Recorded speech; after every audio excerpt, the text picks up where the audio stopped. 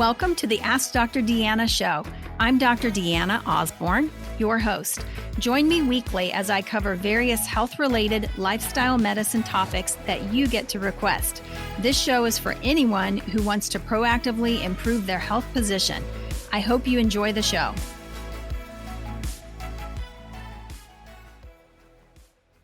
All right. Welcome back, everybody. Hey, I'm excited to be with you today. It's the end of January, and we have learned so much already this year.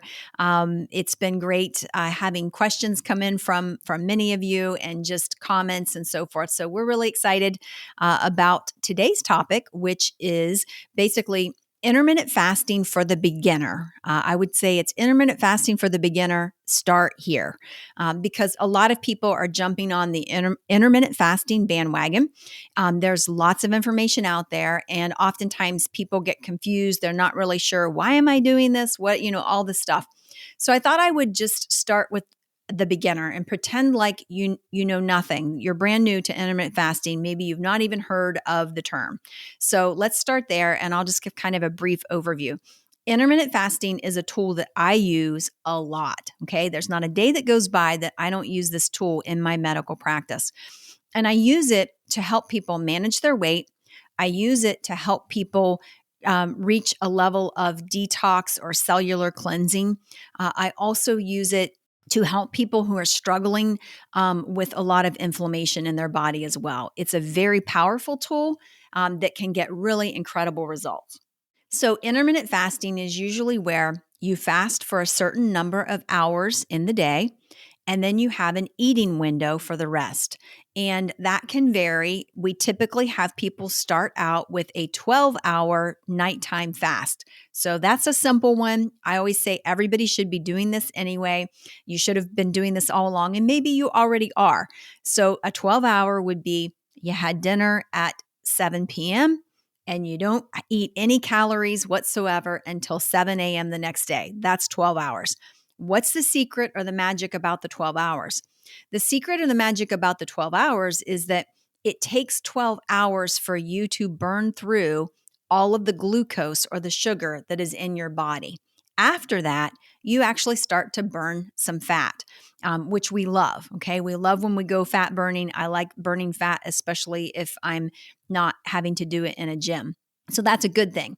The next step of intermittent fasting, okay, would be to move that window from 12 hours of a fast to 14 hours.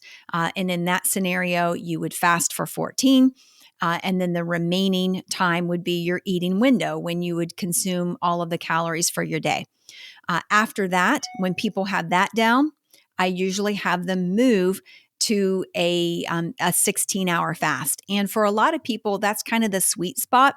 Most people will talk about a 16 and 8, okay, which would be 16 hours fast and then an 8-hour eating window. That's what I do personally most days. What I find works great for most menopausal, postmenopausal women is to do the 16-8.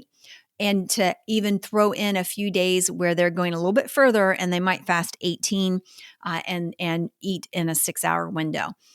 So what happens when you're doing this is it helps you manage insulin levels. It helps you to reverse insulin resistance.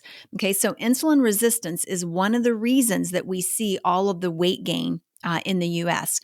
So what is that? Well, insulin resistance is where I always tell my patients, and I work in a farming community, and I will typically say, if you want to fatten up a cow, what do you feed it? How do you fatten it?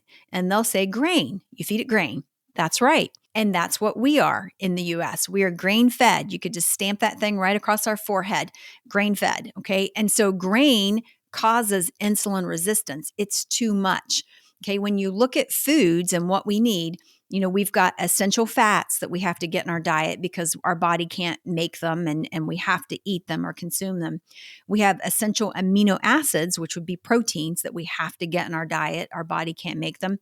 But there are no essential carbs, none. We get plenty of carbohydrates from our vegetables.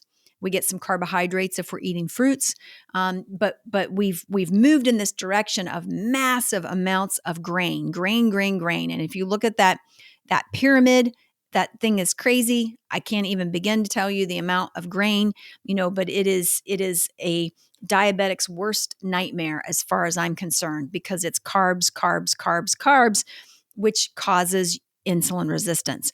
So what happens with insulin resistance is you eat a heavy carb meal, and your body, your blood sugar is now high, and your pancreas is going to go to work to bring that blood sugar level down. It will pump out a bunch of insulin. Okay. Insulin is a growth hormone. It's a fat packer. It's going to send the message, hey, get this stuff out of the bloodstream, store it as fat. And now you're going to start gaining weight across your abdomen. You're going to gain weight on your thighs. You're going to gain weight on the back of your arms. And it's kind of a hormonal look, okay? Because insulin is a hormone. That's why it's a hormone that comes from the pancreas. So it's very similar to an estrogen dominance kind of look as well, or a high cortisol look as well, okay? So you just start to pack fat.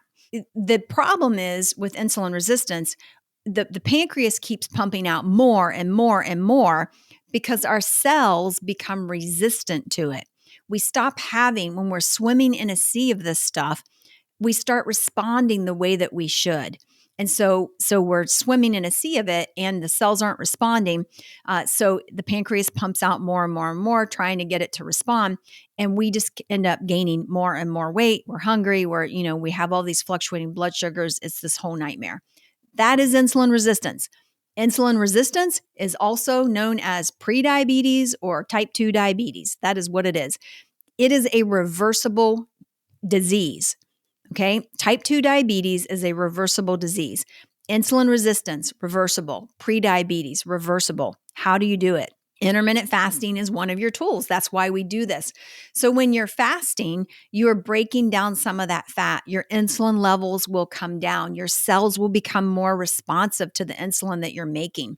And when you eat in that window, again, we try to encourage people to eat good, solid nutrition that would be, clean nutrition, whole foods, nutrient dense and clean. So whole foods, it's real food. It's not fake food that comes out of a box, a bag, or a drive-through window.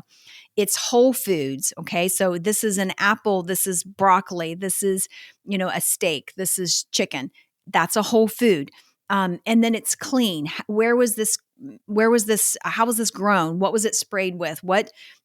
All of that. So understanding food becomes really, really critical when we're looking at, fasting and how we're going to do this. So we want to view food as fuel. It's fuel for the body, and it's going to help us just to really thrive overall. And it's also going to help us to bring down that insulin level and reverse that insulin resistance. So intermittent fasting, let's go back and talk about that a little bit more. So that's part of the reason that we do it. And it becomes an incredible tool to help people lose weight. I have seen people, I have people in the practice who have embraced intermittent fasting and have been able to shed, numerous pounds, get back to their, ideal body weight, and feel really good. They typically will feel more energetic, less brain fog, okay, and just function overall so much better because of the fasting that they're doing. Now, when you go past that 16-hour mark, remember I said sometimes I do a couple days a week, 2-3 days a week, I might do the 18 and 6. Why do I do that? It's because anything over 16 will basically bring in something called autophagy. You'll see something called autophagy happening within the cells. And autophagy is this process whereby the cells are doing sort of a cellular cleansing. It's sort of a cellular detox, cellular cleansing that is built into your body, that your body does on its own when you have gone over that 16-hour mark. Now, everybody's not the same. I always say in medicine, it's never one size fits all. It's not. We are not the same. Never one size fits all. And it's the same for fasting as well. Sometimes I'll have people come to me and they'll say, I'm doing the fast. I'm watching the carbs.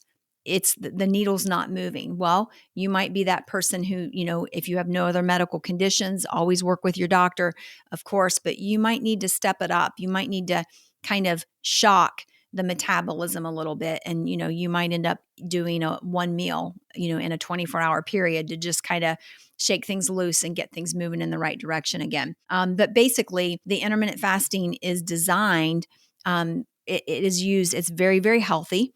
And it is a discipline that can really make a difference for so many people. I do always caution people, though. I always say, if you're diabetic, make sure you work with your doctor. If you have other any type of eating disorder, work with your doctor. Okay. This is not one size fits all. And, you definitely want to talk to your doctor about, incorporating a little bit of intermittent fasting. There's some great resources out there. There's one book that I like called Fast Like a Girl. Fast Like a Girl talks about fasting during the different phases of a woman's menstrual cycle. I will tell you that for someone of reproductive age who's having a menstrual cycle, it's going to be harder for that person to fast right before they start their cycle.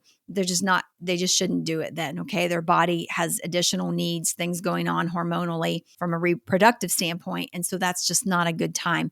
They can fast during the estrogen phase of that cycle though. And then for a menopausal, postmenopausal woman, she can pretty much go into fasting, all the time and use this as a very, very effective tool. So that's the basis of it. There are longer fasts. There are other fasts designed for certain things. But for the most part, when you look at fasting to help weight management and fasting to help reverse insulin resistance and fasting to kick in this whole detoxification process, that's pretty much it. It's simple, it's effective, and it's free, okay? It's simple, it's effective, and it's free. So it doesn't get any better than that.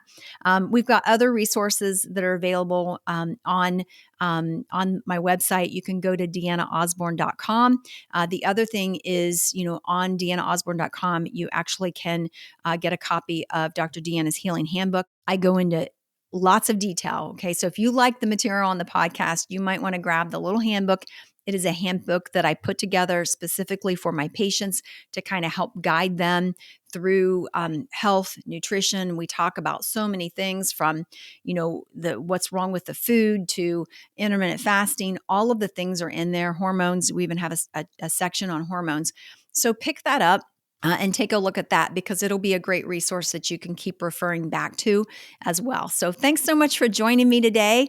Be sure to tune in next week as we start off February, kick off February with a bang. Thanks so much. Have a great day. I hope you enjoyed that episode. For more information, visit me at deannaosborne.com. Find me on Facebook, Instagram, and Twitter at Dr. Deanna Osborne. I really want to hear from you, so message me.